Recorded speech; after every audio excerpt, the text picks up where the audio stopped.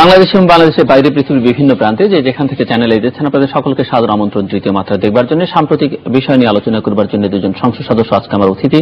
আমার বায় বসাচ্ছেন বাংলাদেশ আওয়ামী লীগ থেকে নির্বাচিত জাতীয় সংসদ সদস্য মোহাম্মদ গোলাম মাওলা রানী, আর আমার ডানে রয়েছেন বাংলাদেশ জাতীয়তাবাদী দল বিএনপি দলীয় সংসদ সদস্য সৈয়দা আসিফা সাবি পাপিয়া। স্বাগত আপনাদের দুজনকে স্টুডিওতে। আপনাদের দুজনের কাছে আমার প্রথম প্রশ্ন যে গত দুদিন ধরে বা 3 দিন ধরে ঢাকায় যা ঘটলো বা বাংলাদেশে যা ঘটলো, এগুলো ঘটা খুব জরুরি বা প্রয়োজনীয় ছিল কিনা? না, আমি তো আসলে সরকারের পক্ষে বলবো। সরকারের পক্ষে বলতে কি, যে বিরোধী দল যাই কাজগুলো করেছেন গত 2 দিন আসলে সেটা দরকার ছিল না। আর উদ্ভূত পরিস্থিতিতে যে ঘটনাগুলো ঘটেছে, অর্থাৎ কয়েকজনের মৃত্যু হয়েছে, এটা অত্যন্ত অনাকাঙ্ক্ষিত এবং দুঃখজনক ঘটনা। এবং যারাই এই ঘটনার সাথে জড়িত, পুলিশ বাহিনী বলেছে, আইন শৃঙ্খলা বাহিনী বলেছে, এবং সরকারও ডিটারমাইন্ড যে এখানে যথাযথ তদন্তের মাধ্যমে দায়ী ব্যক্তিদেরকে চিহ্নিত করে তাদেরকে বিচার করার ব্যাপারে। আপনি একটা জিনিস দেখেন যে আপনি জানেন যে মাননীয় প্রধানমন্ত্রী জননেত্রী শেখ হাসিনা, তিনি ব্যক্তিগত জীবনে পড়াশোনা করেন, পণ্ডিত ব্যক্তি, বিদ্ধক্ত গুণী ভদ্র মহিলা হিসেবে তার সর্বখ্যাতি আছে। আমি বাংলাদেশের সামগ্রিক রাজনৈতিক পরিস্থিতি দেখে মনে হয় যে উনি দুটো জিনিসের ভাব সম্প্রসারণ খুব সুন্দরভাবে উনি অনুধাবন করার চেষ্টা করেছেন। একটা হলো জীবনানন্দ দাশের যে মা একটা বিখ্যাত কবিতা লিখে গেছেন, আমাদের দেশে হবে সেই ছেলে কবে, কথায় না বড় হয়ে কাজে বড় হবে। আর একটা হলো পাশে লোকে কিছু বলে, কামিনীর বিখ্যাত কবিতা। এবং আরেকটা প্রবাদ আছে, ভাঙা কলস ঠন ঠন করে বেশি, এমটি বডি সাউন্ড মাস। তো এখন দেখবেন যে ওনার আশেপাশে যারা আছেন, কাজকর্ম করেন, সবকিছু আছে, এরা বেশিরভাগ লোকই কম কথা বলেন, কাজ করেন বেশি। আমাদের দলের মধ্যে যে সমস্ত লোকজন খুব বেশি পাকা পাকা কথা বলেন, বড় বড় কথা বলেন, ওরা তার ধারের কাছে যেতে পারে না। কেননা উনি ওই জিনিসটা ভালো করে জানেন যে যারা সবসময় বেশি পাকা পাকা কথা বলে, বড় বড় কথা বলে। আপনি নিজে কোনটা করেন?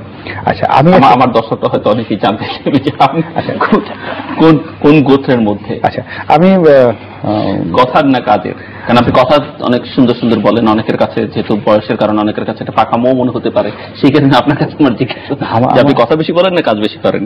আমার জীবনটা যদি আপনি ধরেন তাহলে আসলে আমারটা একটু ব্যতিক্রম ধর্মী ঘটনা। কারণ আমি আসলে গ্রামের একটা সাধারণ মধ্যবিত্ত পরিবার থেকে এসেছি। তো ছাত্র জীবনে যে পড়াশোনা করে এখানে এসেছি, সেখানে একটা সফলতার ছাপ আছে যে আমি কখনোই খারাপ ছাত্র ছিলাম না, একেবারে বিশ্ববিদ্যালয়ের সর্বশেষ পর্যায়ে। আবার কর্মজীবনে যে অর্থনৈতিকভাবে যে সফলতা এসছে, সেটাও কিন্তু অনেকের কাছে ঈর্ষণীয়, এবং সেটা বৈধভাবে সরকারকে ট্যাক্স দিয়ে এই সমাজে যাকে একজন ধনী মানুষ বলতে পারেন, আমি তাদের প্রতিনিধিত্ব করি। এটা সফলতা কোনো রাজনৈতিক আনুকূল্য বা কোনো মাধ্যমে নয়।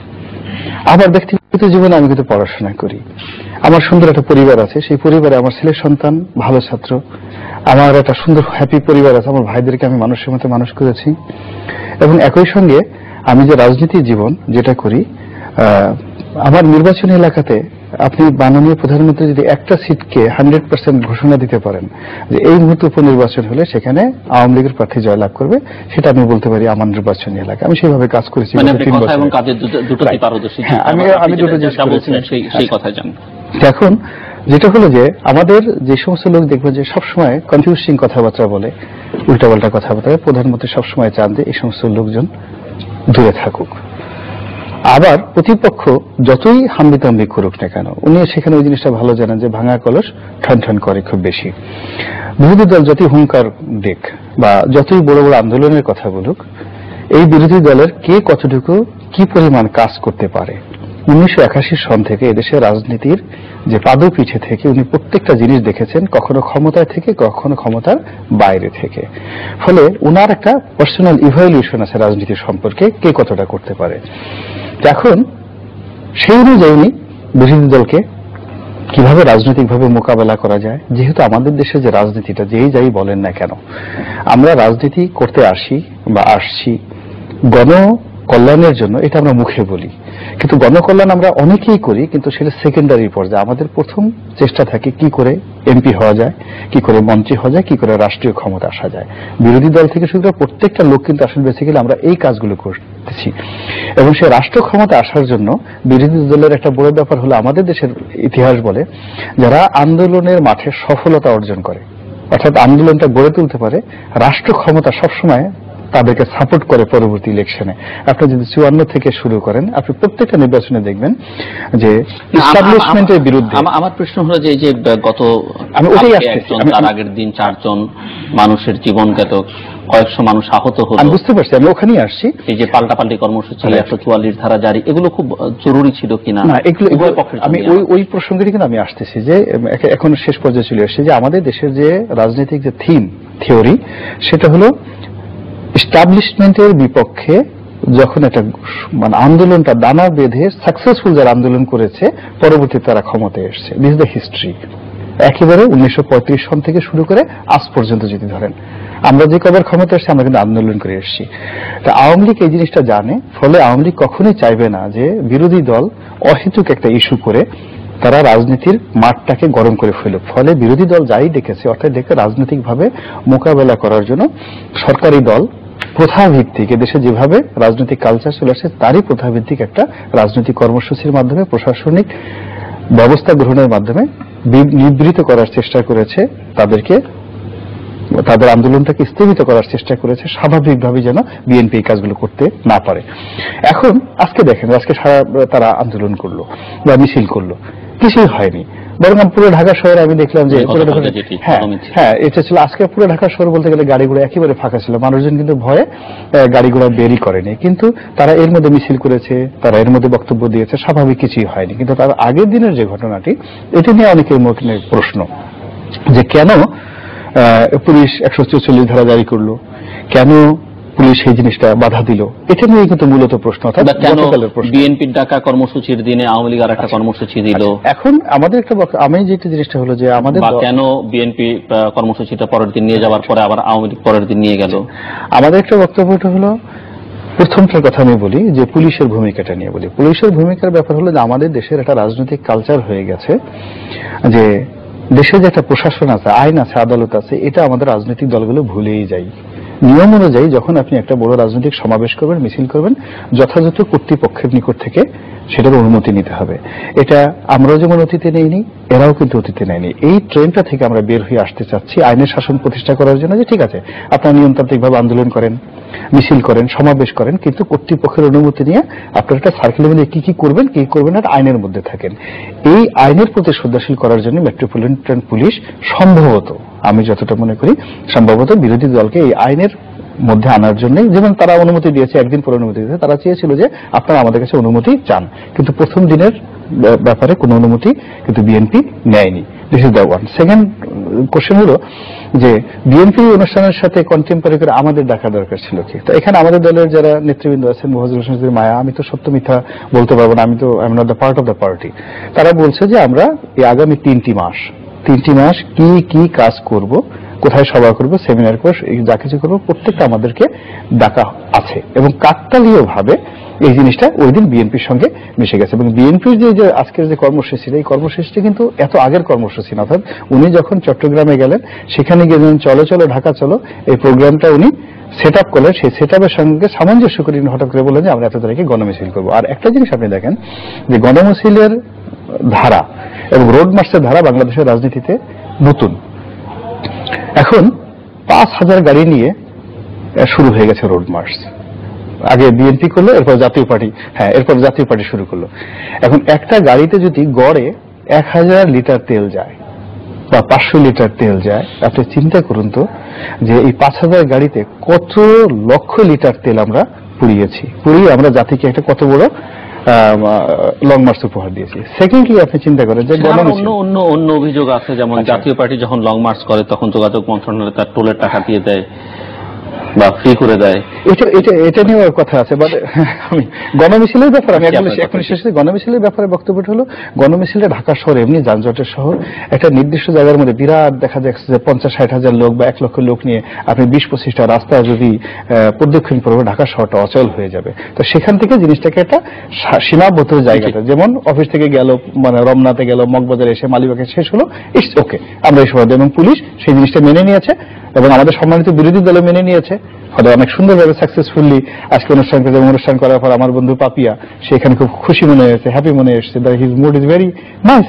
জি, আপনি আগেই ওনাকে শান্ত করবার চেষ্টা করছেন। সৈয়দা আসিফা সাহেব, পাপিয়া। গোলাম মাওলা রানী প্রথম যে কথাটা বললো যে ভাঙা কলসি বাজে বেশি, এবং উপমা টানতে যে সে বিরোধী দলকেই বললো যে রাজনীতি করার মতো এবং রাজনৈতিক আন্দোলন করার মতো আমাদের কোনো শক্তি নেই, আমরা ভাঙা কলসি, আমাদের কোনো পুঁজিপাতি নাই, জাস্ট খোসা আছে, ডিমের কুসুমটা নাই। তা আমি খুব শান্ত ভাষায় তাকে বলতে চাই যে বিএনপির শান্তিপূর্ণ মার্জিত ইতিবাচক রাজনীতি গোলাম মাওলা রনির শুধু নয়, তার দলের কারোরই পছন্দ নয়। সরকার যখন উগ্র হয়ে যায়, উচ্ছৃঙ্খল হয়ে যায়, সন্ত্রাসী মানসিকতা পোষণ করে, তখনই কিন্তু বাংলাদেশের বর্তমান যে পরিবেশ সেটি সৃষ্টি হয়। যেমন আজকে শেয়ার বাজার নিয়ে আপনি দেখেছেন যে একজন আত্মহত্যা করেছে, গতকালকে চাঁদপুরের পুলিশের গুলিতে নিহত হয়েছে 2 জন। পুলিশের গুলি না ছাত্রলীগ যুবলীগের ক্যাডারের গুলি, সেটা অবশ্যই সেটা পোস্টমর্টম রিপোর্টের সাথে পরশুদিন যেটা হয়েছে পোস্টমর্টম রিপোর্টের সাথে পেলে তদন্ত করে সেটা দেখা যাবে। লক্ষ্মীপুরে 2 জন মরেছে, তারপরে হচ্ছে আপনার গতকালকে চাঁদপুরে মারা গেছে পরশুদিন, আর গতকালকে রাজশাহীতে একজনকে মারা হয়েছে। তো আজকে টোটাল আওয়ামী লীগের যে অবস্থাটা, 1972 সালের পরে ওনারা যখন ক্ষমতায় আসলেন 75-এর 2রা জানুয়ারি সিরাজ শিকদারকে হত্যা করে ওনাদের নেতা শেখ মুজিবুর রহমান পার্লামেন্টে উদ্ধত কণ্ঠে বলেছিলেন সিরাজ শিকদার এখন কোথায়। তারপরে ডেপুটি স্পিকার শাহেদ আলীকে হত্যা করা হয়েছে। তারপরে আপনারা দেখেছেন যে আন্দোলনের নামে, আমি আগে তুলছি, তারপরে দেখবেন যে আন্দোলনের নামে একটার জায়গায় 10টা লাশের দরকার হয়। আবার নির্বাচন কমিশন পুনর্গঠনের দাবিতে ওনারা যে আন্দোলন করেছেন, শাহবাগে শেরাটন হোটেলের সামনে গান পাউডার দিয়ে চলন্ত বাসে আগুন দিয়ে 10 জনকে ওখানে তারা হত্যা করেছে। লগি বৈঠার 2006 যে আন্দোলন করেছে, লগি বৈঠার আন্দোলনেও কিন্তু তারা দেখা গেছে যে লগি দিয়ে এমন ভাবে মানুষকে হত্যা করেছে আন্দোলনের নামে যে বিশ্ববাসী স্তম্ভিত হয়ে গেছে, শুধু বাংলাদেশের না। তো আজকের এই 2টা বছরের যে ঘটনাগুলি ঘটাচ্ছে আওয়ামী লীগ, এইটা তাদের অতীতের অভ্যাসের পুনরাবৃত্তি ছাড়া আর কিছু না। উনি যখন বিরোধী দলে থাকেন তখন ওনার রক্ত, লাশ এই সমস্ত দেখতে উনি পছন্দ করেন, কিন্তু সবচেয়ে দুর্ভাগ্যজনক এই জাতির, আপনি বলবেন আমি ইন্টারাপ্ট করব না, আপনাকে বাধা দেব না, আমি একটা প্রশ্ন করে দিই আপনাকে, উনি লাশ আর রক্তই দেখতে আপনাকে একটা প্রশ্ন করে দিই, যে প্রশ্নটা সরকারের দিক থেকে বলা হচ্ছে প্রায়শই, যে আপনারা এখন যে আন্দোলনের কর্মসূচিটা দিচ্ছেন বা করছেন যেগুলো, সেগুলো মূলত হচ্ছে যুদ্ধাপরাধীদের বাঁচাবার জন্য এবং জামাত শিবিরকে সঙ্গে নিয়ে, যেমন কালকে রাজশাহীতে জামাত শিবিরের একজন কর্মী মারা গেছে পুলিশের সঙ্গে জামাতকে অ্যাক্টিভ করে তোলাই হচ্ছে আপনাদের মূল লক্ষ্য, এবং তার মধ্যে দিয়ে আপনারাও রাজনৈতিকভাবে একটা সুবিধা নিতে চান।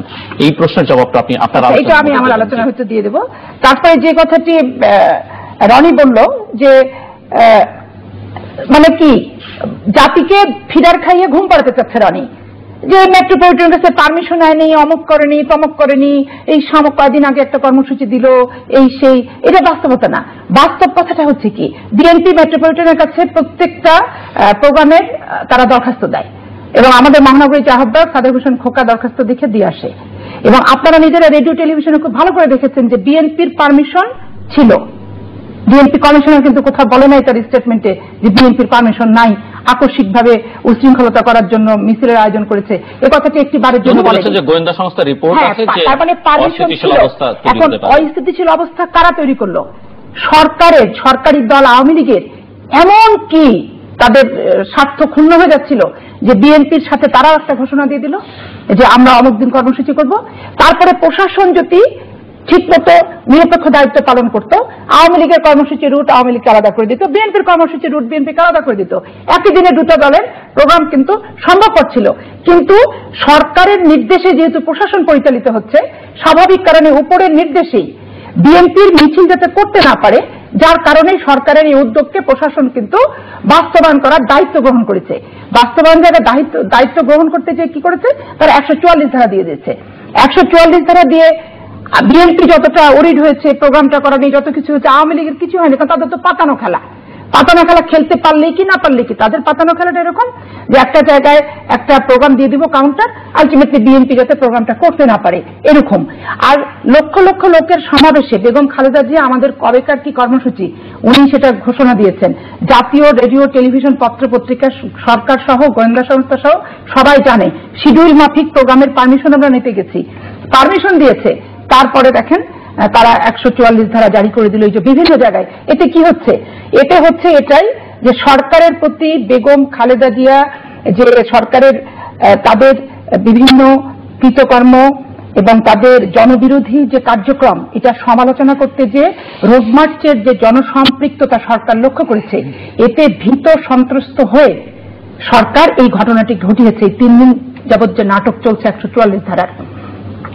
এখন আমার প্রশ্ন হচ্ছে যে সরকার মিছিল করতে দিবে না, মিটিং করতে দিবে না, জনসভা করতে দিবে না, একটা কেন্দ্রীয় কর্মসূচিকে 144 ধারা দিয়ে দিচ্ছে, বিএনপির অফিস পুলিশ পাহারা দিচ্ছে, তারপরে ছাত্রলীগ পুলিশ দিয়ে যখন নিয়ন্ত্রণ করতে পারে না, যেমন লক্ষ্মীপুর চাঁদপুরের যে ঘটনাটা আপনি শুনে দেখবেন, আপনি সাংবাদিক মানুষ, যে এত বেশি সাধারণ মানুষের স্বতঃস্ফূর্ত অংশগ্রহণ ছিল, আর যেহেতু মিছিল করতে দিবে না, অংশগ্রহণ ছিল, ঠেকাতে না পেরে পরে ছাত্রলীগ যুবলীগ পর্যন্ত নামিয়েছে এবং তারা সন্ত্রাসী কর্মকাণ্ড করেছে, তারা মাস্তানি করেছে, করে আজকে 4টা তাজা প্রাণকে দেখেন নিষ্ঠুর নির্মম ভাবে হত্যা করা হলো। এতে সরকারের কি বলছে, তদন্ত করবে। সরকারের নির্দেশে পুলিশ ওই কাজ করছে, কে তদন্ত করবে? এই তদন্তের কি কোনো নিরপেক্ষতার দাবি সরকার রাখে? সরকারের সংস্থা দিয়ে সরকার এই ঘটনাগুলো ঘটাচ্ছে। তারপরে আপনি যে কথাটি বললেন, তার আগে আমি লং মার্চের কথা বলি। গোলাম মোল্লা রনি বলতেছে যে লং মার্চে এত তেলের হিসাব করতেছে। ও তেল সারা বাংলাদেশে যে যত পারবে তেল নিবে, পয়সা দিয়ে তো নিবে, বাকি তো নেবে না কেউ। আজকে ট্রানজিটের নাম করে যে করিডোর ভারতকে আপনারা দিয়েছেন, যে ভর্তুকি সরকার ডিজেলে দিচ্ছে, সেই ভর্তুকিটা গ্রহণ করছে ভারতের ওই সমস্ত বড় বড় ট্রাক আর লরিগুলো, সেটার আপনি হিসাব করেন না। আর আমি পয়সা দিয়ে পাম্প থেকে তেল কিনবো, সেটার আপনি হিসাব করেন। সারা বাংলাদেশে যত ভাড়া গাড়ি আছে তারা প্রতিদিনই চলে, কারো না কারো ভাড়াটা নেই, তো তারা তো প্রতিদিনই তেল এরকম লিটারই ওই সমস্ত গাড়িতে কিন্তু ব্যবহার হয়, যে লিটারের আপনি বর্ণনাটা দিলেন। কিন্তু লং মার্চ বেগম খালেদা জিয়া শান্তিপূর্ণ যদি কোনো রাজনৈতিক কর্মসূচি গ্রহণ করে, সেটা তো আপনাদের গায়ে জ্বালা ধরে। আর অশান্ত কর্মসূচি, বিএনপি যেটা শান্তিপ্রিয় দল, বহুদলীয় গণতন্ত্রের বিশ্বাসী, প্রত্যেকটা মত আদর্শ ব্যক্তির প্রতি শ্রদ্ধাশীল, স্বাভাবিক কারণে হটকারিতা করা আমাদের অভ্যাসও না, আমাদের রাজনৈতিক চরিত্রের বৈশিষ্ট্য কিন্তু না। আর যুদ্ধ অপরাধীর যে বিষয়টি বলেছেন, এটাও একটা ট্র্যাডিশনাল কথাবার্তা।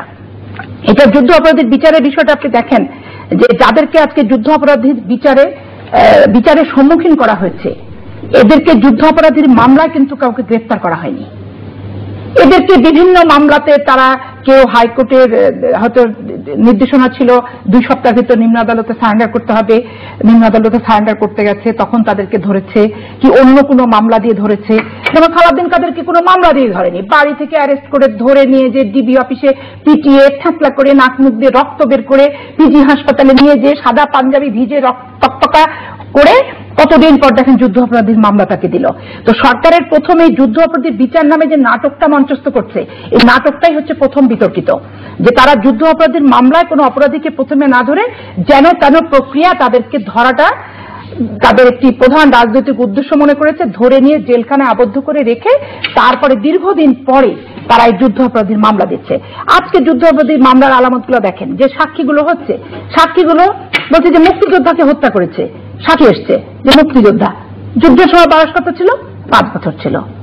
কে শিডেল চোর, কে ডাকাত, কে ছিনতাইকারী, কে দণ্ডপ্রাপ্ত আসামি, জেলে থেকেছে, 5 বছর দণ্ড হয়েছে, জেলে থেকেছে, কার 6 মাস জেল হয়েছে, 6 মাস জেলে থেকেছে।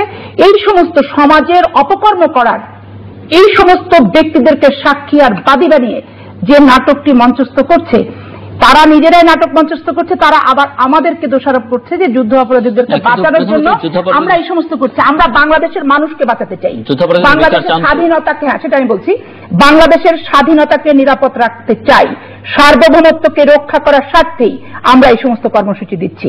আর আপনার এই টকশো আমি প্রথমে বলেছি যে আমার বাবা একজন সরকারি চাকরিজীবী হওয়ার পর নিজে একজন মুক্তিযোদ্ধা ছিলেন। স্বাভাবিক কারণেই আমি আর জিয়াউর রহমান, আমি যার দল করি, উনি স্বাধীনতার ঘোষক ছিলেন এবং উনি সেক্টর কমান্ডার ছিলেন, প্রকাশ্যে মুক্তিযুদ্ধ করেছেন, ইতিহাস সাক্ষ্য দেয়।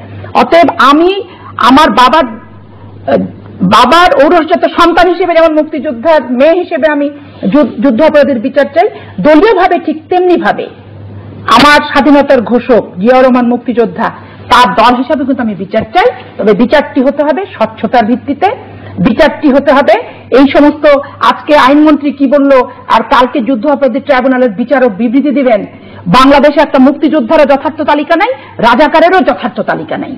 আপনি বিচারটা কারা রাজাকার কারা যুদ্ধ অপরাধী আপনি কিভাবে ধরবেন? শেখ মুজিবুর রহমানের যে 195 জনের যে বিচার উনি করেছিলেন, সেই তালিকার পরবর্তী পর্যায়ে আজকে স্বাধীনতা 42 বছরে কোন তালিকা কি করেছে কোন সরকার? কোন সরকার তালিকা করে নেই। তালিকাভুক্ত করছেন না, মামলা দিয়ে ধরছেন না, যেন তেন পদ্ধতিতে আটকে রাখছেন, আবার আন্তর্জাতিক মানসম্পন্ন কথা বলেন। যুদ্ধ অপরাধীর বিচার অবশ্যই চাই, অবশ্যই চাই, অবশ্যই চাই, কিন্তু স্বচ্ছতার ভিত্তিতে।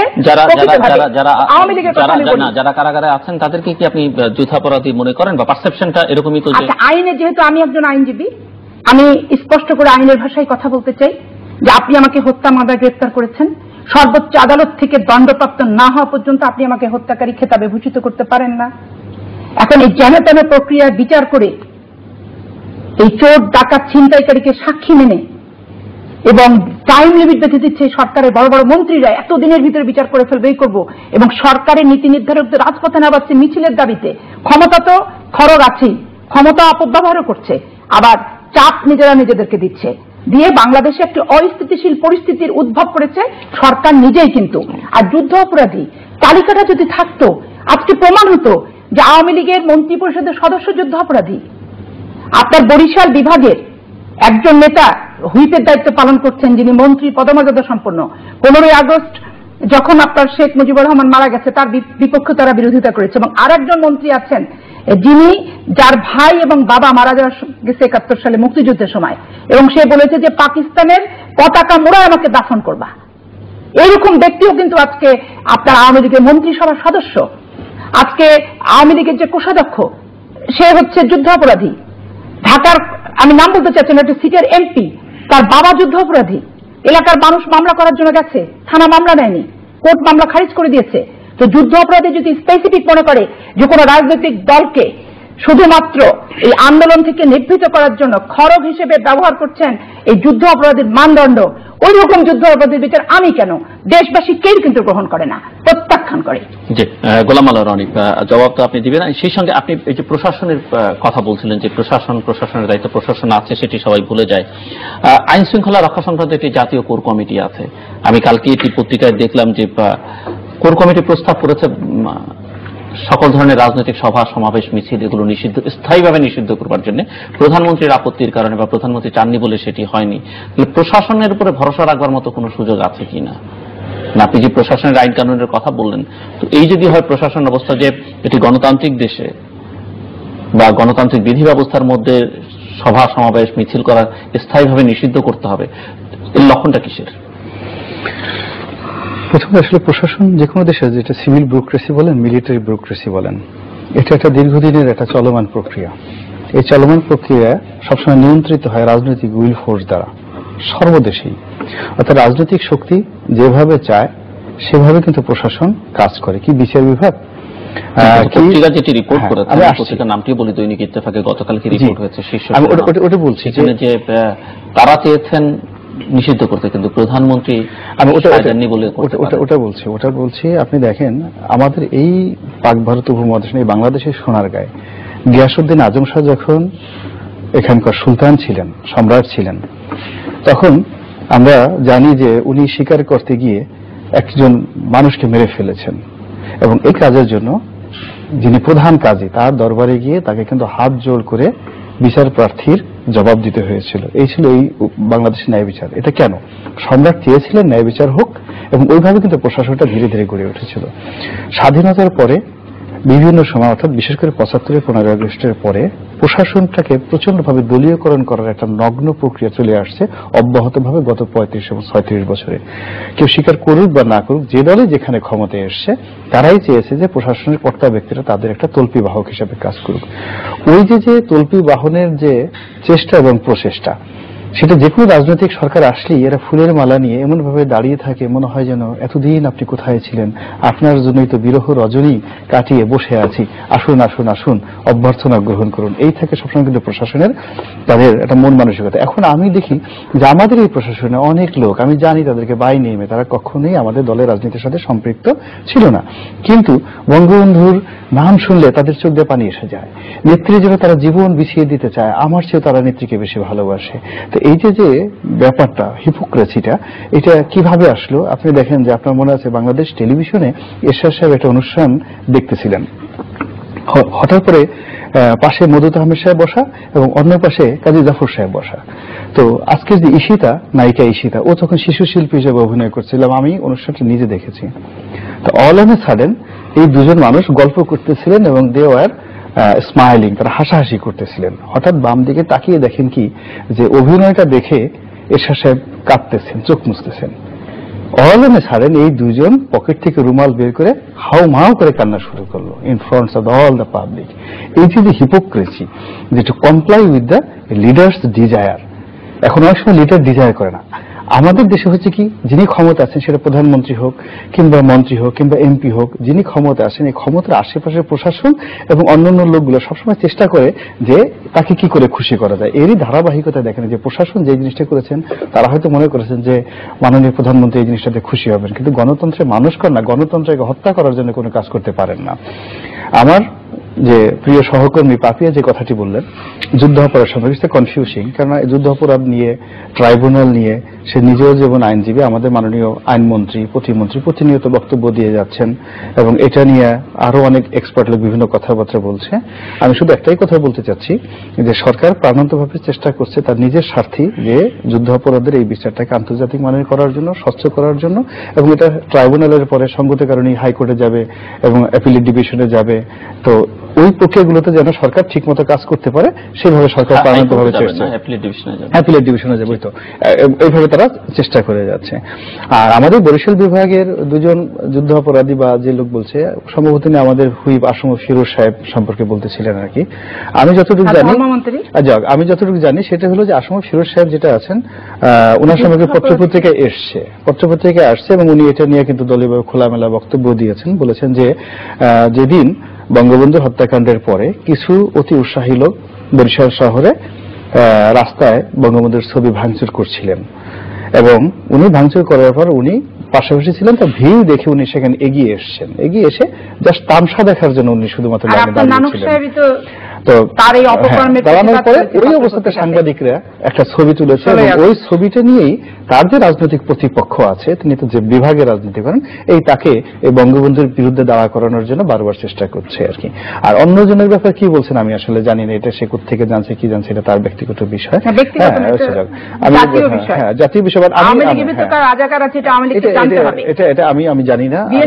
যখন আঙ্গুল তোলায় যে রাজাকারকে আমরা বাঁচানোর জন্য আন্দোলন করছি, নিজের দিকে নিজের আঙ্গুলটাকে তুলতে হবে আপনাদের দলের প্রধান। তুমি যখন কথা বলছো আমি কিন্তু বলি নাই, তুমি বললে আমি আন্দান, আমি কিছুই বলতে পারবো না। আমি শুধু একটা জিনিস বলি কি, রাজনীতিতে যে সহমর্মিতা, ধৈর্য, সূর্য, সেটা কেমন ছিল তার একটা উদাহরণ আমি দেবনি। বঙ্গবন্ধু রাজনীতি আমরা করি, আমাদের এই দেশে যদি আওয়ামী লীগ বলেন তাহলে বঙ্গবন্ধুকে আইকন হিসেবে ধরবে, আর পাপিয়া যে রাজনীতি করে যদি ধরে জিয়াউর রহমান সাহেবকে আইকন হিসেবে ধরবে। আমি বঙ্গবন্ধুর একটা উদাহরণ দিই। 70-এর নির্বাচনে তিনি করলেন কি, তার একটা ঘনিষ্ঠ বন্ধুকে ফরিদপুরের একটা সিটে নমিনেশন দেওয়ার জন্য উনি হি ওয়াজ ডিস্ট্রিক্ট জাজ, তাকে ধরে নিয়ে আসলেন, বলে তুমি চাকরি ছেড়ে দাও, তুমি এমপি হও। তো সেই অনুযায়ী সে চাকরি ছেড়ে দিল এবং এমপি হলো। এমপি হওয়ার পরে পরবর্তীতে তো সেই নির্বাচনের কি ফলাফল আপনারা জানেন। 73 সালে যখন আবার নির্বাচন হল, উনি ওই বন্ধুকে আর নমিনেশন দিতে পারলেন না। তো 32 নম্বরে শত শত লোকের মধ্যে বঙ্গবন্ধু দাঁড়িয়ে আছেন, আর ওই ভদ্রলোক অনেকটা নমিনেশন না পেয়ে চাকরি হারিয়ে এমন মানসিকভাবে বিধ্বস্ত, সে গিয়ে সমস্ত লোকের মধ্যে কি বঙ্গবন্ধুকে ধাক্কা দিয়ে ফেলছে। এই তোমার এত বড় সাহস, তুমি আমাকে মনোনয়ন না দিয়ে তুমি পেয়েছোটা কি? আমার আমার জীবনটাকে শেষ করে দিচ্ছে, আমি ডিস্ট্রিক্ট যাচ্ছিলাম, সে চাকরি ছেড়ে দিয়ে আমাকে এমপি বানানোর কথা বলে নমিনেশন দিচ্ছে। বঙ্গবন্ধু ব্যাপারটা বুঝতে পারলেন, উনি কিন্তু করলেন তার বন্ধুটাকে জড়াই ধরলেন, জড়াই হয়ে বললেন, সবাইকে শুনে বললেন, যাই তোর কি সেই ছোটকালের বদমাইশি আর পাগলামি গেল না? এখানে লোকজনের মধ্যে কথা বলতেছি, এখানে তুই ছোটকালের মধ্যে ধাক্কা দেখি শুরু করলি। এই কথা বলে জড়া দিয়ে কানে কানে বলতেছে যে তুমি তো জানো আমার পারিবারিক সমস্যাটা কি, আমি এরপরে জেলা পরিষদ করতেছি, তোমার আমি জেলা পরিষদের চেয়ারম্যান অথবা গভর্নর বানাবো, সমস্ত এমপিরা তোমার কথা মতো শুনবে, তুমি উত্তেজিত হবে না। That was the tolerance of Bangabandhu. Ziaur Rahman সাহেব সম্পর্কে সেদিন খন্দকার মোশাররফ সাহেব পত্রিকাটা লেখা লিখলেন, উনি যখন ঢাকা বিশ্ববিদ্যালয়ে গেলেন, যাওয়ার পর সম্পূর্ণ গার্ডহীন ভাবে গিয়ে উনি কিন্তু বিশ্ববিদ্যালয়ের ছাত্রদের হাতে ব্যাপকভাবে লাঞ্ছিত হয়েছিলেন, কিন্তু লাঞ্ছিত হওয়ার পরেও কিন্তু তিনি তার ধৈর্য হারান নাই। কিন্তু ইদানিংকালে আমি যে জিনিসটা দেখতেছি যে আমাদের রাজনৈতিক দলগুলোর মধ্যে আমরা যে পারস্পরিক শ্রদ্ধাবোধটা, সেই শ্রদ্ধাবোধটা যার যেটা প্রাপ্য সেটা আমরা দিচ্ছি না, এবং আমরা ধৈর্যটা হারিয়ে ফেলছি, এবং ধৈর্য হারানোর পরিণতি কিন্তু জাতি হিসেবে আমাদেরকে ভালো এবং শুভ ফলাফল আনবে না। আপনি প্রকৃতিতে একটা জিনিস দেখবেন যে সমস্ত মহামানবেরা, বড় মানুষেরা জীবনে বড় হয়েছে, রাজনীতিতে বলেন অর্থনীতিতে বলেন, তাদের 2-3টা বৈশিষ্ট্য ছিল, গুরুত্বপূর্ণ বৈশিষ্ট্য ছিল। তারা আপন মানুষদের কাছে অনাড়ম্বর জীবনযাপন করতেন, অর্থাৎ তাদের আশেপাশের লোক মনে করে যে এই লোকটা বোকা, এই লোকটা তো বুদ্ধিমান না। এর বাস্তব প্রমাণ হলো আপনি বারাক ওবামার ছেলেমেয়েরা বলতেছে যে আমার বাবা একজন বোকা মানুষ, সে কিছু বোঝে না। এই মুহূর্তে পৃথিবীর সবচেয়ে জনপ্রিয় মহিলা হলেন মিশেল ওবামা। মার্কিন যুক্তরাষ্ট্রের মহিলাদের মধ্যে, ফার্স্ট লেডিদের মধ্যে, এমনকি জ্যাকুলিন কেনেডির তুলনায় তার জনপ্রিয়তা বেশি। কেন? তিনি সবসময় স্মাইলিং ফেস থাকেন এবং কথা কম বলেন, এবং তিনি কখনো বিবৃতি দেন না, এই জন্য সে জনপ্রিয়। তো পৃথিবীতে আর কিছু লোক আছে সবসময় করে কি তার আশেপাশে এমন একটা জিনিস করে আপন লোকদের সাথে সে করে কি খুব নিষ্ঠুর আচরণ করে, এবং আপন লোকদের কাছে তার জ্ঞান গরিমা দেখানোর জন্য সে উদ্বেলিত হয়ে যায় যে আমি সবচেয়ে জ্ঞানী। এই জিনিসটা কিন্তু পরিণতি যে কোনো জিনিসের জন্য ভালো হয় না। সেটা চেয়ারম্যানের ক্ষেত্রে প্রযোজ্য, আমাদের সকলের ক্ষেত্রে প্রযোজ্য, একটা মেম্বারের ক্ষেত্রে প্রযোজ্য। একটা আপনি উপস্থাপক হিসেবে যদি আপনি আপনার ক্যামেরাম্যান, আপনি আপনার লাইটিং, সবার কাছে আপনার জ্ঞান গরিমা প্রতি মুহূর্তে জাহির করতে যান, এটা কিন্তু পরিণতি ভালো হয়ে আসে না। তা আমাদের এই কথাটা বলার মজেজা কি? মজেজা হলো যে আমরা রাজনীতি করি, বিএনপি, আওয়ামী লীগ, অন্যান্য যে সমমনা দলগুলো, আমরা একে অপরের সাথে কেন অহংবোধ দেখাতে যাবো? আমাদের নিজস্ব কতগুলো আইডিওলজি আছে, নিজস্ব কতগুলো রাজনৈতিক ধ্যান ধারণা, চিন্তা চেতনা আছে। আমরা এগুলো মানুষকে জনগণের কাছে জনগণের ভাষায়, রাজনৈতিক পরিভাষায় বুঝাবো। জনগণ যদি মনে করে যে বিএনপিকে ভোট দেবে, তারা দেবে, আমরা সংশোধন হব। জনগণ যদি মনে করে আওয়ামী লীগের ভোট দেওয়া, আমরা সেভাবে ভোট দেবো। এবং প্রকৃতি একটা জিনিস দেখবেন যে এমটি বোর্ডে সাউন্ড মাছ আগে বললাম, আপনার একটা মুরগি একটা ছোট্ট ডিম পারে 2 টাকা দাম বা 3 টাকা দাম। এখন গ্রামে গিয়ে দেবেন একটা ডিম পেয়ে সে ঘন্টার পর ঘন্টা চিৎকার করে সমস্ত গ্রাম তোলপাড় করে ফেলে। একটা বড় গরু দেখা যাচ্ছে একটা বাচ্চা প্রসব করে শব্দ উচ্চারণ করে। তা আমাদের যে এখানে যে কাজগুলো আছে, আমরা যা কিছু করি অনেক সময় ছোট ছোট কাজ করি, বিরাট বিরাট ব্যাপক আওয়াজ করি, অথচ বড় কাজ করে যারা তারা কখনোই আওয়াজ করে না, আর আমরা সেই বড় কাজের দিকে। এই যে আন্দোলনের কর্মসূচি আপনি বললেন যে আপনারা যুদ্ধাপরাধীদের রক্ষা করবার জন্য করছেন না, কি কি ইস্যু আপনি মনে করেন? একটি আমরা জানি যে তত্ত্বাবধায়ক সরকার ইস্যুটাই এখন আপনারা প্রধান ইস্যু হিসেবে নিয়ে এসেছেন, এবং স্বাধীনতা সার্বভৌমত্বের কথা বারবার বলছেন যে বাংলাদেশের একটা নতজানু পররাষ্ট্রনীতি, সীমান্তের সমস্যা সহ নানান বিষয় নিয়ে। কিন্তু মানুষের অনেক মৌলিক সমস্যাও আছে, যে সমস্যাগুলো হয়তো কোনো সরকারের পক্ষে থেকে এই মুহূর্তে পুরোপুরি সমাধান সম্ভব নয়, কিন্তু সেই বিষয়গুলো খুব একটা প্রধান হয়ে আসে না। এটি অনেকের অভিযোগ যে বিরোধী দলের কণ্ঠ সেই বিষয়গুলো প্রাধান্য পায় না, যতটা ক্ষমতার সঙ্গে সম্পর্কিত বিষয়গুলো।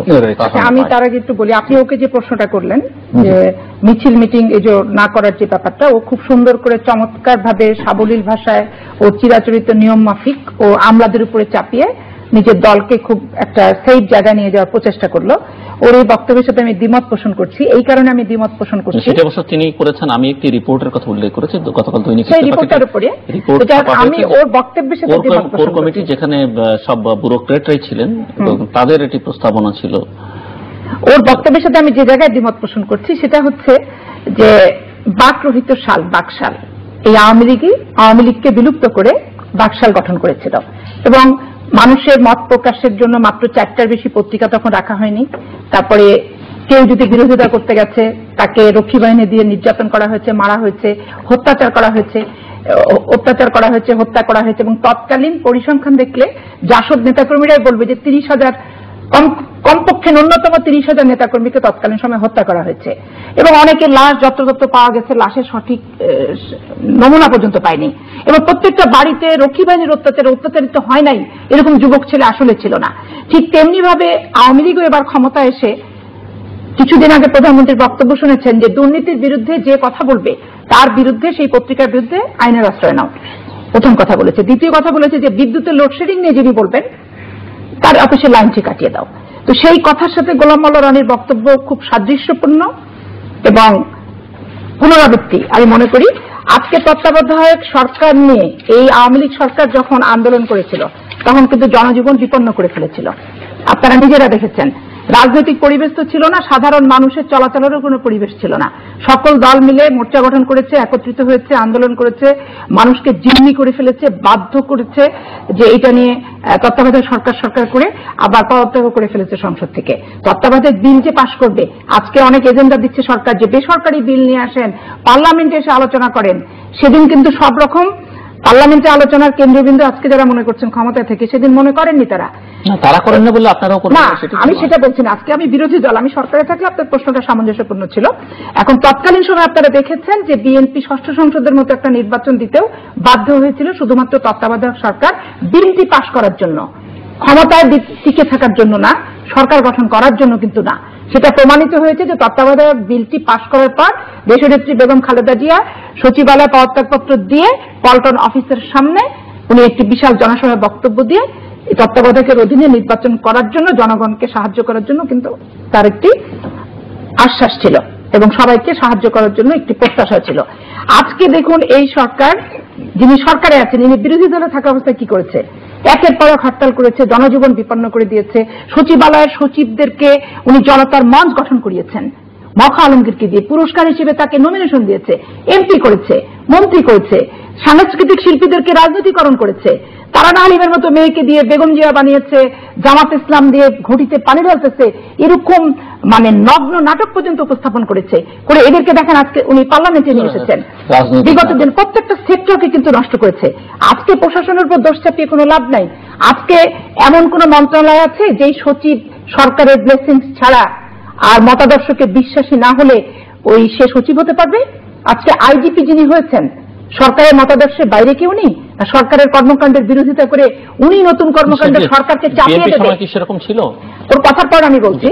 তো সরকার রীতিমতো প্রশাসনটাকে সম্পূর্ণরূপে নিয়ন্ত্রণ করছে, নিয়ন্ত্রণ করে তাদের কি মতাদর্শ চাপিয়ে দিচ্ছে। তারা সরকারের মতাদর্শে আদর্শিত হয়ে জনগণকে অত্যাচার, নির্যাতন সমস্ত কিছু করছে। আচ্ছা, দ্বিতীয় যে বিষয়টি, আপনি যে আমাদের মূল ইস্যুগুলি কি, আজকে দেখেন সীমান্তের দিকে তাকিয়ে দেখেন। আশরাফ সাহেব যে বক্তব্য এবং মন্তব্য করেছে যে আমরা সীমান্তের নিরাপত্তা নিয়ে এবং সীমান্তে যে সমস্ত ঘটনা ঘটছে আমি উদ্বিগ্ন নই, এতে আমার মনে হয় যে উনি রাষ্ট্রদ্রোহিতার সামিল একটি বক্তব্য দিয়েছেন। উনি সংবিধানকে লঙ্ঘন করেছেন। সরকারের মন্ত্রী হিসেবে উনি যে শপথ নিয়েছেন সেই শপথটির বরখেলাপ হয়ে গেছে।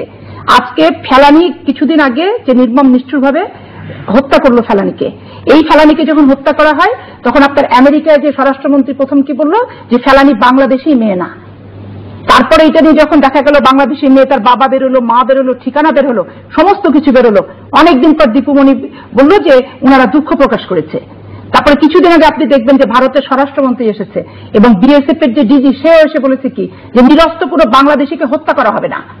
আজকে ভারত সরকারের দায়িত্বশীল ব্যক্তিরা এরকম বিবৃতি দেওয়ার পরও একের পর এক হত্যা ঘটছে। আমার চাঁপাইনবাবগঞ্জ সীমান্তে চাঁপাইনবাবগঞ্জের যে কানসাটের ছেলেটাকে কিভাবে উলঙ্গ করে নগ্ন নিকৃষ্টভাবে তাকে পিটানো হলো, একটার পর একটা দেখেন গুলি করে হত্যা করছে। এই নিয়ে যদি আপনার আশরাফ সাহেব উদ্বিগ্ন না হন, চিন্তিত না হন, আমার কিন্তু মনে পড়ে যায় যে ওনার সম্পর্কে বাজারে একটা কথা প্রচার আছে যে উনি ব্রিটিশ সিটিজেন এবং ব্রিটিশ পাসপোর্ট উনি ব্যবহার করেন। উনি আসলে বাংলাদেশের নাগরিকই না। নাগরিক যদি হতো, সার্বভৌমত্ব এইভাবে ধূলিসাৎ হয়ে যাবে, সার্বভৌমত্ব এইভাবে কলঙ্কিত করবে, আর বিএসএফ এর বুটের লাঠির আঘাত পিষ্ট হবে। আর উনি বাংলাদেশে যদি স্বাধীনতা বিশ্বাসী হন, মুক্তিযোদ্ধার সন্তান হয়ে থাকেন, মুক্তিযুদ্ধে বিশ্বাসী হন, ওনার শরীরে রক্ত কেন খাড়া হয় না, লোম কেন খাড়া হয় না, রক্ত কেন টকবক হয়ে ফুটে না? এটা ওনার কাছে আমার প্রশ্ন। তাহলে আজকে সীমান্ত যে অরক্ষিত, এই বিষয় নিয়ে অবশ্যই আমাদেরকে আন্দোলন করতে হবে, কর্মসূচি দিতে হবে। দ্বিতীয় বিষয় হচ্ছে তত্ত্বাবধায়ক সরকার। আগামী নির্বাচন আপনি কিসের ভিত্তিতে করবেন? তত্ত্বাবধায়ক সরকারের অধীনে নির্বাচন করে বিএনপিও ক্ষমতায় এসেছে, বিগত দিনে আওয়ামী লীগও ক্ষমতায় এসেছে। দলীয় সরকারের অধীনে নির্বাচন কখনোই সম্ভবপর নয়। দুই দল কারোর প্রতি কেউ বিশ্বাসীও না, আস্থাশীল না। আজকে এমন কি সৃষ্টি হলো শেখ হাসিনার, যদি তত্ত্বাবধায়ক সরকারের বিল বাদ দিয়ে বিলুপ্ত ঘোষণা করে উনার নেতৃত্বে নির্বাচন বিএনপি মেনে নেবে? এটা কিসের ওরই আশা করছেন? ক্ষমতায় থাকলে দলীয় কায়দায় নির্বাচন করে দ্বিতীয়বার ক্ষমতায় আসার স্বপ্ন খুব জেগেছে ওনার। তাহলে তত্ত্বাবধায়ক সরকার নিয়ে আজকে যে ঘটনা, যে আমরা তো আমাদের দলের নেত্রী স্পষ্ট করে বলে দিচ্ছে যে তত্ত্বাবধায়ক সরকারের অধীন ছাড়া আমরা নির্বাচন করবো না, প্রথম। দ্বিতীয়, দেখেন আজকে দ্রব্যমূল্যের ঊর্ধ্বগতির দিকে তাকিয়ে দেখেন, লিটার প্রতি অকটেনের তো গাড়ি ইউজ করে এমপি সাহেব, অকটেন কিভাবে বাড়ছে, ডিজেল কিভাবে বাড়ছে, পেট্রোল কিভাবে বাড়ছে, আমার সোয়াবিন তেলের দাম কিভাবে বাড়ছে, বাজার দরের দিকে তাকিয়ে দেখেন। আমি একজন মধ্যবিত্ত মানুষ, আমি তো না বিশ্বাস বাজার, ঘর সংসার সমস্ত কিছু একবার আমরা যারা সীমিত আয়ের মানুষ, আমরা মনে হচ্ছে যে দুমড়ে মুচড়ে জর্জরিত হচ্ছি। এমপি বানাইতে সব রনির মতো হাজার হাজার কোটি টাকা ট্যাক্স কি হাজার হাজার কোটি টাকা ব্যবসায়ী না। এমপি হওয়ার আগে থেকে ধরেন আমরা আগের থেকেও মধ্যবিত্ত, এখনো মধ্যবিত্ত, ভবিষ্যতে এই স্ট্যাটাসটা, এই বাউন্ডারিটাই আমাদের থাকবে। স্বাভাবিক কারণে আমাদের বুক ফেটে যাচ্ছে, মুখ তো ফাটতে পারতেছি না। তাহলে এই যে চাকরিজীবীরা বলেন, এদের কি পরিস্থিতি? বাংলাদেশে 80% মানুষ মধ্যবিত্ত, তাদের সমস্যা। নিম্নবিত্ত মানুষের কথা চিন্তা করেন, তাদের তো 1 সন্ধ্যা খাচ্ছে, 3 সন্ধ্যা খাচ্ছে না। এখন হয়তো বলতে পারেন যে কই পেপার পত্রিকা, রেডিও টেলিভিশনও তো দেখছি না। আমার অভাবের কথা কি আমি রেডিওতে বলবো না টেলিভিশনে বলবো? বাসা ভাড়া দিতে হিমশিম খাচ্ছি, অকটেন বাদ দিয়ে এখন গাড়ি সিএনজি করছি। 16 টাকার সিএনজি লিটার ছিল, এখন দেখা যাচ্ছে 32 টাকার সিএনজি লিটার। ডিজেল গাড়ি নিলাম, মনে করলাম 42 টাকায় চড়বো, এখন দেখি 65 টাকা 68 টাকা হু হু করে বেড়ে যাচ্ছে। তা আমার এই যোগানটা দেবে কে? তো এগুলো কি মানুষের নিত্যদিনের বিষয় না? মানুষের সঙ্গে এই বিষয়গুলি জড়িত না? তাতে আইন শৃঙ্খলা পরিস্থিতি দেখেন, বাংলাদেশের রাজনীতি নিধন অভিযান হচ্ছে আইন শৃঙ্খলা বাহিনীর কাজ। আজকে আপনি নরসিংদীতে মেয়র মারা গেছে, বিএনপির মেয়র সানাউল্লাহ নূর বাবু মরছে, বিচার করবে না বিএনপির, ঠিক আছে। আজকে নরসিংদীর মেয়র যে মারা গেছে, একদম তারা সুন্দরভাবে মামলা করছে যে আপনাদের টেলিযোগাযোগ মন্ত্রী রাজুর ভাই পিএস সহ তার আওয়ামী লীগের যে মদতপুষ্ট তার গ্রুপিং যেগুলি করে সেগুলি হচ্ছে এই ঘটনার সাথে জড়িত। কি চমৎকার ভাবে দেখেন সরকার এবং এই দল আওয়ামী লীগ নির্লজ্জ বেহায়ার মতো ওপেন প্রার্থী দিল না, কিন্তু একজন হত্যাকারীকে মেয়র পদে প্রতিদ্বন্দ্বিতা করালো এবং মেইন আসামিকে চমৎকার করে তাদের সারেন্ডার করালো, আইওয়াশ করে একদিনের রিমান্ড নিল, আবার ভোটের 2 দিন আগে থেকে সবাই জামিন পেয়ে গেল। রাতের আধারে না, কিন্তু দিনের আলোতেই করেছে। এবং কতটা খারাপ কাজ এবং লোমহর্ষক ঘটনা ঘটিয়ে এরা দিনের আলোতে অপকর্ম করছে, যেটা বাংলাদেশের মানুষ স্পষ্ট করে দেখতে পাচ্ছে। অস্বীকার করার কোনো জায়গা নাই। অন্ধকারে করলে কে করলো না করলো অস্বীকার করার জায়গা আছে, কিন্তু আলোতে করাটা খারাপ। খারাপ কাজ অন্ধকারে করেন, অগোচরে করেন, আড়ালে করেন, প্রকাশ্যে করেন, সবই কিন্তু খারাপ। তাহলে গোটা বাংলাদেশের মানুষকে আজকে একটি জিম্মি করে রেখেছে। আগামী দিনে কে রাষ্ট্র পরিচালনা করবে সেটা বড় কথা না, নির্বাচনটা বিশ্বাসযোগ্য, সুস্থ পরিবেশে হতে গেলে তত্ত্বাবধায়ক সরকারের কোনো বিকল্প বাংলাদেশের মানুষের সামনে নাই, কোন রাজনৈতিক সংগঠনের সামনে নাই। না, উনি তো বলছেন যে সংসদে এসে আপনারা কি ধরনের তত্ত্বাবধায়ক সরকার চান সেটি বলেন। উনি যেটি চান না সেটি হচ্ছে অনির্বাচিত কাউকে আর সরকারে দেখতে চান। অনির্বাচিতের ব্যাপারে আমি স্পষ্ট করে বলি, বারবার উনি নিজের জন্য যেটা প্রযোজ্য সেটাই উনি বলেন। উনি যখন ক্ষমতাসীন দলে থাকেন তখন অনেক কিছু ভাবেন, উনি যখন বিরোধী দলে যান তখন তার চিন্তা চেতনা ভাবনাটা হয়ে যায় আলাদা। আজকে আপনি বাংলাদেশের ইতিহাস সৃষ্টি করেন, রাষ্ট্রপতি জিয়াউর রহমান যখন মারা গেল, এরশাদ সাহেব যখন পিছনের দরজা নিয়ে ক্ষমতা আসলো, তখন তারা অনেক স্বাচ্ছন্দ্য ছিলেন এবং আই এম নট আনহ্যাপি এটা পর্যন্ত উনি বলেছেন। তারপর দেখেন ওই স্বৈরাচার এরশাদকে নিয়ে, জামাত ইসলামকে নিয়ে আজকে যাদের রাজাকার বলছেন, যুদ্ধ অপরাধীদের বিচার করছেন, তাদেরকে নিয়ে 86 পার্লামেন্টে গেল এবং 86 পার্লামেন্টে যে উনি নির্বাচন করলেন তাদের সাথে। আবার দেখেন বিএনপির 95-এর 96-এর আগে যে নির্বাচনটা, সেই নির্বাচনে জেনারেল নাসিম যখন কু করলো, বিদ্রোহ করলো, আব্দুর রহমান বিশ্বাস তখন রাষ্ট্রপতি ছিলেন, সেটাকেও তিনি সমর্থন জানিয়েছেন এবং সেটা নিয়েও তিনি কিভাবে কু করে ক্ষমতায় যাওয়া যায়, উনি একজন সিভিলিয়ান হয়ে মাঠের রাজনীতিবিদ বলে শেখ মুজিবের কন্যা হিসেবে ওনাকেও কিন্তু তিনি ইন্ধন যোগালেন এবং স্বাগত জানালেন। কিন্তু যেহেতু অভ্যুত্থানটা ব্যর্থ হয়ে গেল, যার কারণে উনি আর সেভাবে ইয়ে করতে পারলেন না। 111-এর সরকার দেখেন, উনি এর বিরুদ্ধে কথা বলেন, ওর বিরুদ্ধে করেন, ওনাকে হাদিস শোনান, ওনাকে বাণী শোনান। তা আজকে ওনাকে আমি বলতে চাই যে মনির আহমেদ আপনাকে নাকি বিষ প্রয়োগে হত্যা করতে গেছিল, আজকে আপনি বাদী হয়ে মামলাটা করেন না কেন? সেই প্রসঙ্গে আপনি কেন কথা বলেন না? আপনাকে হত্যা করতে গেল, জেলখানাতে আটকেও রেখে দিল, আবার ক্ষমতার মঞ্চে যখন বসিয়ে দিল আপনি তখন ওই হত্যা ষড়যন্ত্র ভুলে গেলেন, তাদের বিরুদ্ধে ক্ষমতা আসার পর কোনো অ্যাকশন নিলেন না, তাদেরকে আজকে আইনের বিচারের মুখোমুখি করলেন না। আচ্ছা, 2 লাইনে আপনি আমার একটা প্রশ্ন দেন। বিরোধী দলে থাকলে বিএনপি যা বলে ক্ষমতায় গিয়ে তা করে, বা ক্ষমতায় থাকলে যা বলে বিরোধী দলে থাকলে কি সেই কাজগুলো করে? বিএনপি একটি শান্তিপ্রিয় সংগঠন এবং এটি শৃঙ্খলিত বহুদলীয় গণতন্ত্রে বিশ্বাসী।